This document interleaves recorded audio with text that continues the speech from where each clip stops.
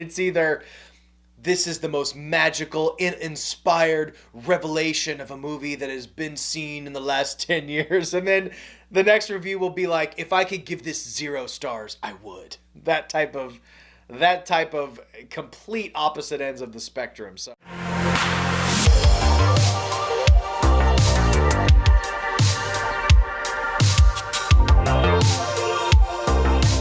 yo, what's up everybody? Welcome back, Justin here. As always, thank you for stopping by. I really do appreciate it. I hope everybody's having a positive, productive day today. We're going to be talking about Green Knight. Before I do that, let me go ahead and pimp out a couple videos because I've posted a lot this weekend. I just did a video, a deep dive in these really cool Killer Clowns masks that you see behind me. I posted two vlogs, two movie night vlogs, one with my sister. She came over and we watched Cube. It was a first time watch for me, so definitely check that out. We just eat a bunch of snacks and watch a movie. And then I posted another movie vlog in celebration of The Lost Boys. It was the 34th anniversary. Now I probably would have held off and just did a 35th next year, but being that Joel Schumacher just passed, I decided what the hell.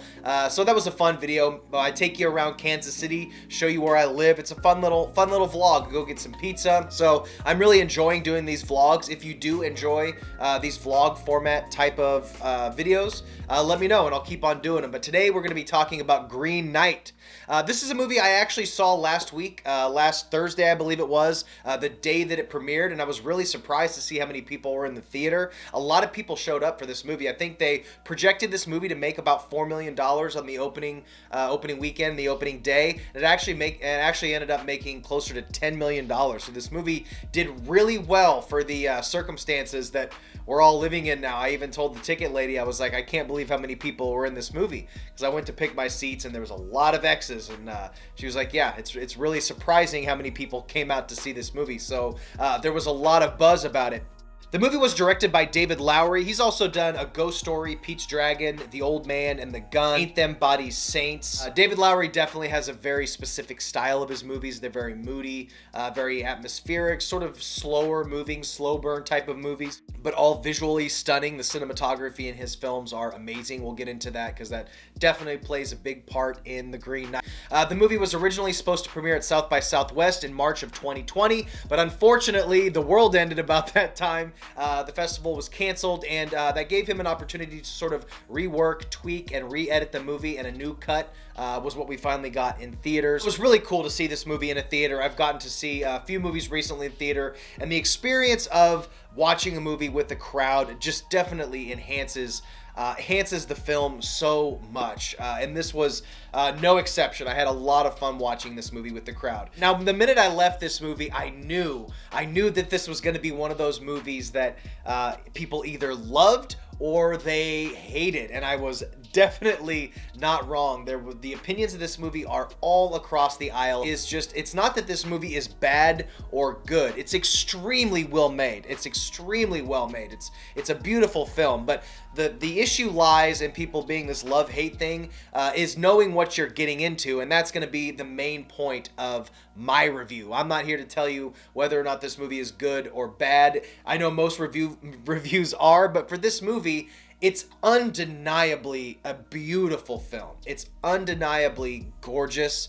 The acting and performances are great. The cinematography is honestly stunning, but the lack of real narrative and the lack of like beginning, middle, and end type of story, the lack of like kind of what is not promised in the trailer, but what the trailer hints at, that this may be a like sort of like swashbuckling, epic, sword fighting, creature filled adventure. That's not what this movie is, and I think that's why people are leaving the film disappointed. The film is based on a 14th century poem called Sir Gawain and the Green Knight. I'm not going to lie or pretend to know anything about this, but it does take place in that King Arthur, Camelot, Knights of the Round Table type of realm. The basic premise of the story of what I got from the movie, because like I said, I haven't read the poem that it's based off. This review is based on the movie, but apparently this is a revisionist tale. They call it a modern take, but I guess modern in the sense of themes and characters and filmmaking. Obviously the film is set in the castles and medieval times and all that stuff, but essentially you start off with our character played by Dev Patel, Sir Gawain, who is the nephew of King Arthur, and they're celebrating Christmas. They're gathered around together in the castle, and all of a sudden this crazy looking Green Knight rides in on a horse. He's basically a tree. He is a living, walking, green, moss-covered tree, and he challenges anybody in the room to strike him in any way they choose. But the only catch is, in 1 year from that day, that the person who strikes that blow has to venture miles and miles away and face him again, and the Green Knight gets to return that blow. It's a really interesting premise to a movie, and it really sets up the possibility for an epic journey. And then there's this period of a year as he approaches the time when he's supposed to venture out, find the Green Knight, and you're wondering what's going to happen. Is the Green Knight going to cut his head off like Dev Patel did to him? But the main takeaway that I want from this review is that it's all going to depend on what you go into this movie looking for. Do not go into this movie thinking you're going into this for fight scenes or crazy creatures or action sequences. Yes, there is some suspenseful moments just based on some scenarios that he gets himself in, but really this is him going on a journey of, like, it sounds cheesy, but like a self-discovery type journey. The challenge itself welcomes Dev Patel to enjoy this life of, people thinking he's a hero after he does this, because after he slays the Green Knight, Sir Gawain as his name is, he is known as a hero. The one who slew the Green Knight, he's known as a hero, but really he didn't do anything. He's known as this lazy guy. He's introduced as this lazy guy who drinks and bangs chicks in brothels and is a mama's boy and all this stuff, and then he slices the head off and all of a sudden he's a hero, but he really didn't do anything. The Green Knight literally walks in and puts his head forward and invites the attack, and he's trying to prove himself. So he's the only one in his little crew that isn't a knight, and he wants to prove himself, and he's given a chance, and he does it. So this movie is distributed by A24. They distribute a very specific type of film. So when you say an A24 film, most people know what you're talking about, and this movie is very much an A24 film. This movie, it really pushes the audience to pay attention to it, because it's over 2 hours long. It's 2 hours and 10 minutes. But I am a big fan of A24. I love The Lighthouse and Hereditary and Midsummer and The Witch, those slow moving movies. And even I at points was like, come on, let's go. So you just have to be prepared for basically a movie built completely on atmosphere. I would almost put this more along the lines of like Alice in Wonderland, where he goes just on these really weird, trippy tangents. There's a scene when he eats mushrooms and sees these gigantic, 200 feet tall, slow-moving giants that is really, really stunning to look at. There's a sequence when he meets the ghost of a woman who lost her head in a lake.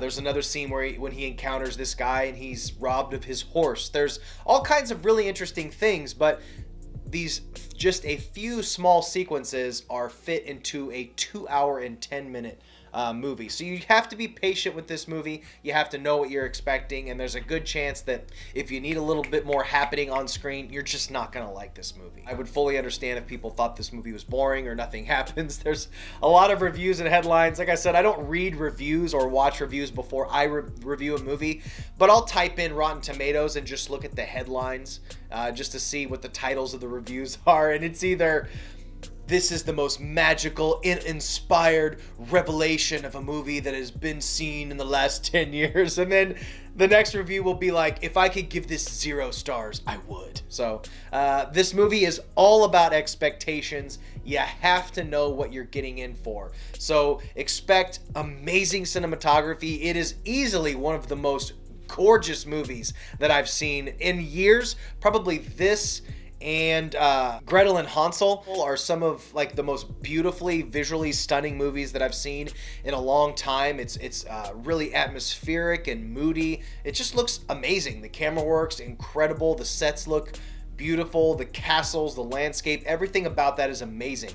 If you want just a movie to chill and kind of go on like a little meditative, poetic journey with the filmmaker, this movie will be right up your alley. If you need a little bit of action and you're looking for, what's his name? Guy Ritchie's King Arthur, this ain't it. You're not going to find it. There's no sword fights. There's no dragons. There's no weird creatures. You get a weird talking fox that follows him around. The performances in this movie are absolutely wonderful. The material just doesn't offer a lot of opportunity for big dramatic moments or bursts of anger that really show like the extremes of performances that these dramatic actors can give, but they all service the material great, and they're all really wonderful and believable. Overall, just know what you're expecting. Don't expect a swashbuckling, sword-fighting Princess Bride style adventure. Picture more of a trippy Alice in Wonderland, moody, sort of very A24 fantasy film, and you're gonna get what you're looking for. So that's my take on The Green Knight. I hope this review helped you out. Please like, subscribe, check out my other videos. I'm getting ready to record my new Blu-ray haul, so that'll be up shortly. I also got a couple cool shirts. This is my Reservoir Dogs from Studio Design, so be on the lookout for that. But otherwise, I think we're done here, guys. Stay weird. Always be your goddamn self, and I'll see you in the next one. Bye. I love movies. Gosh, I love movies. I love watching them, and I love making them.